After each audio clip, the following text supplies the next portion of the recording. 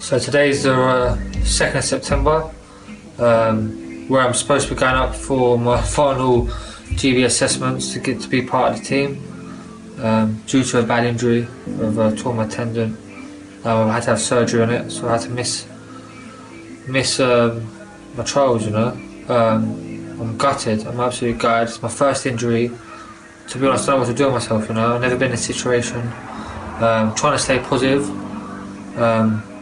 I've emailed GB. I've seen what they want me to do. They said, when you're 100%, listen, they don't want to forget about me. When I'm 100%, they're going to invite me back up there to do my last assessment by myself. I've never been through it, I'm actually, I won't say depressed, but I'm gutted. I just don't know what to do with myself. So time will tell.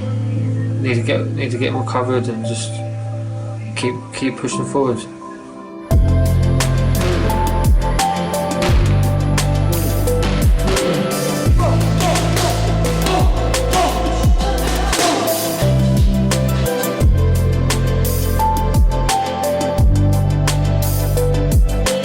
A week before my last GB assessment, I tore my tendon. I was sparring, and then I threw a shot, and my bicep dropped. It just come out. My tendon snapped. Everyone was saying it's a muscle spasm.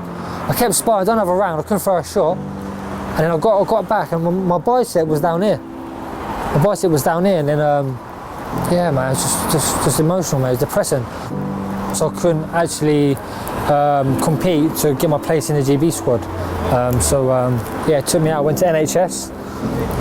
They operated on me. I thought, okay, they said like we can do it. I wasn't going to private, but it cost 4 or 5 grand. I thought I'll go with the cheaper version. Do you know what I mean? Like, and they said they could do it. Do you know what I mean? The same surgeons. I went there. They operated on me. Woke up. All I heard was, "I'm sorry." Had my surgery yesterday. They cut me open, as you can see, but it didn't go it didn't go to plan. So when I have to go to private next week, get someone even higher to sort my tendon out. Maybe where I told him, I said, you can't muck about with this. This is my career. Do you know what I mean? It's my life. I think he couldn't find the tendon, and he didn't want to cut in deeper to damage me. So he just left it. Yeah, that's when it hit me, man. Do you know what? I walked out of there. Walked out with my mother, and that's when it just hit me, man. I ain't cried in years, mate. I just broke down. I thought that's my career finished. You know what I mean? Like, you just think the worst. You know what I mean? And I went privately, looked at like the best surgeons around, and it was Dr. Sharma from Harpenden, Spire. Went to see him, see how much it was. It went to 4 grand to about 7 or 8 grand. I thought, oh my god. But luckily, I got some great people behind me. I had some great sponsors to help me out, great people. Then I had other sponsors who left me. Do you know what I mean? So I found out who's really with me. And then went to see Dr. Sharma.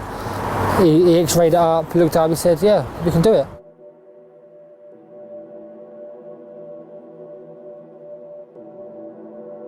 I'm here today at the private hospital with Dr. Sharma, getting operated on. He's a specialist, he's big in the game. He's worked with a lot of sports athletes, and hopefully he can sort me out and be on the road to recovery and back into the ring in no time.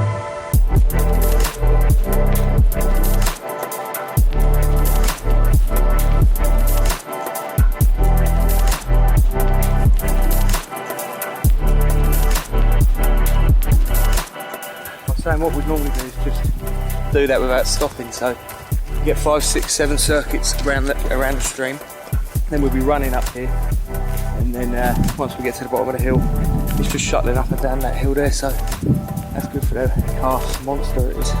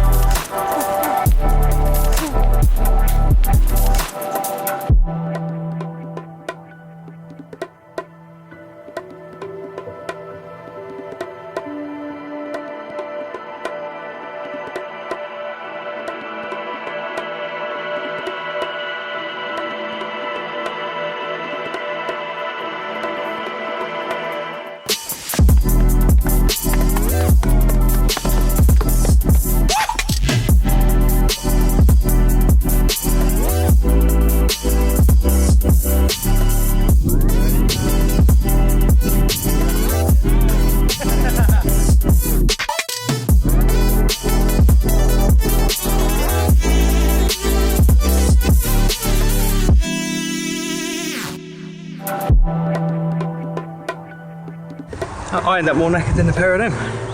More often than not. Nah, we just come up and just keep active, basically, don't we? Yeah, just extra homework for me and Sam, like. Yeah. Keep them sharp and just putting the work in, isn't it? It's homework, isn't it? Yeah, it's just Staying active. fantastic stuff, just keeping the boys fit. Sunday morning, couldn't be doing anything better than this, could we?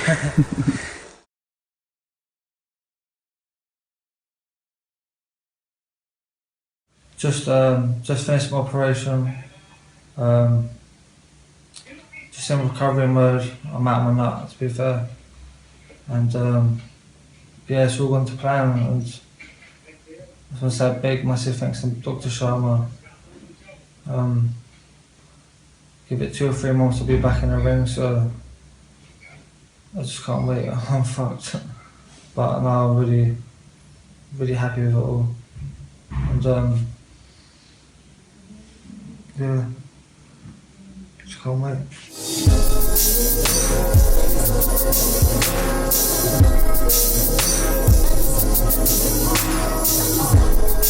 From that day on, I had 3 days off. I was back running with a sling. Took 6 weeks to recover, then another 6 weeks to be careful, and then another 6 weeks for rehab.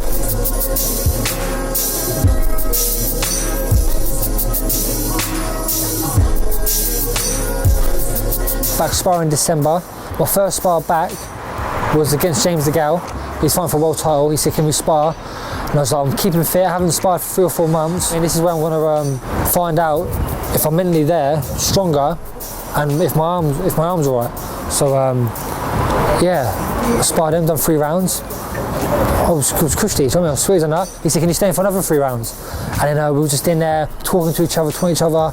Great spar, everyone was clapping, and that's when I knew. I just knew in myself. I thought, I've come on leaps and bounds, because from all them, for the 4 or 5 months I was out, I was just in the gym, one-handed, but working on everything I needed to work on. It gave me time to sit back and learn to rest as well. And then I got a phone call from GB saying about my last assessment.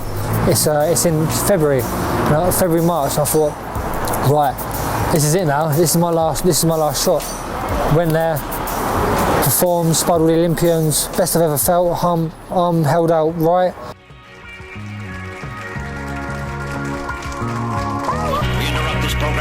Special the biggest and boldest robbery in the history of New York. I was about to go to Pilates, do a bit of yoga and that, and I just said your invitation for Team GB Podium Potential, and I was just, mate, it was just the biggest relief. Going, mate, I was screaming. I was like, fuck, I've done it. I rang my mum, I rang my uncle. I was like, can you come round? I need to tell you something. And they rushed home and all this. Like, what's wrong? I was like, I've made GB. And then fucking all going mad. It was just crazy. And then the whole town are behind me. It's been crazy. You know what I mean? The support's been unreal. I made history in Luton and Bedfordshire. It's been a hell of a ride, man. Hell of a journey. Just boxed my first fight back in 10 months. Boxed the world bronze medalist. Got Sweden's golden boy. Beat him with a first round win, and it's all going my way. Do you know what I mean? It's crazy.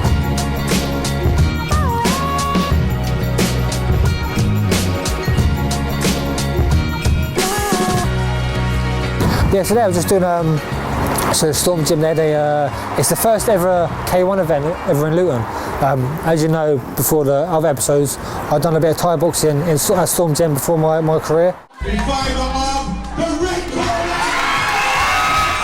So I always like to come down and give back to the young, the young lads, young girls, the fighters, and stay loyal to the trainers. This is the bit where, after GP, I am getting officially sacked, yeah? Which, actually, I don't really mind, yeah? Yes. So I'll just do a little demonstration. They gave me a warm welcome. Thank you, Mastery. We have 21-year-old local boy, Team GB member, Jordan Reynolds.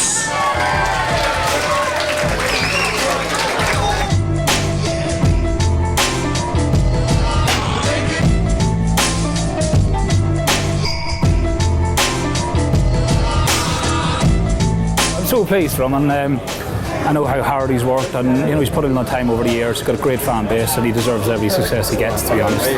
Just basically getting more boxers out there, getting more on the TV, through the Olympics, through the events and all of that.